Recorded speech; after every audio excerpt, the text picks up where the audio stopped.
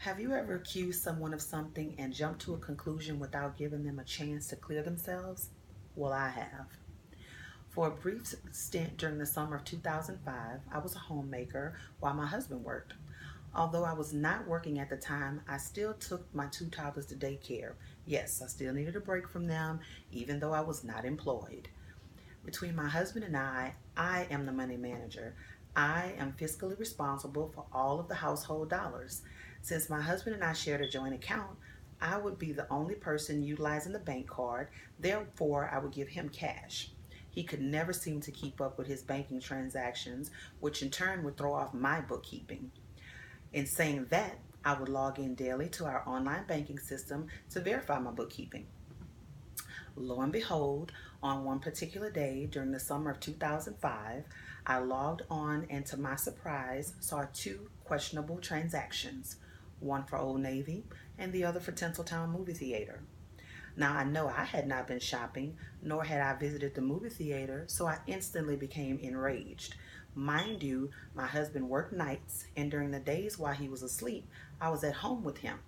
Nevertheless, I stormed into our bedroom, flipped on the light switch, and began accusing him of courting someone with our money. In addition, I told him how much of an idiot he was to actually use the bank card as it creates a trail that he knew I would discover. Infuriated with me for accusing him of such an insulting deed, he demanded we immediately go to the bank. And no, he did not bother to get dressed. He went in his pajamas and slippers. On our drive to the bank, he said, "When you find out just how wrong you are, I don't even want an apology." We made it to the bank, signed in, and sat in the lobby. Once the representative called our names, we stepped into her office. My husband did not even give me a chance to talk. He immediately began explaining what happened. The banking representative pulled the transactions and advised they were charged with my husband's card. At that moment, I looked at him, and if eyes could kill, let's just say, unfortunately, he would not be with us today.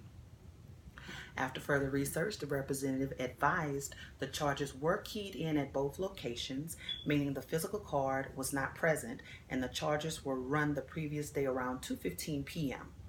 My husband could not have been responsible for these transactions because at that time he was home with me as he didn't leave for work until 10:30 p.m. The bank representative confirmed the charges as fraudulent, reversed the charges, canceled our cards, and reordered new ones. As I slowly turned my head in my husband's direction, he turned to me and said, "I don't even want your apology." I was so embarrassed I felt as small as a mouse. We thanked the bank representative and peacefully walked out.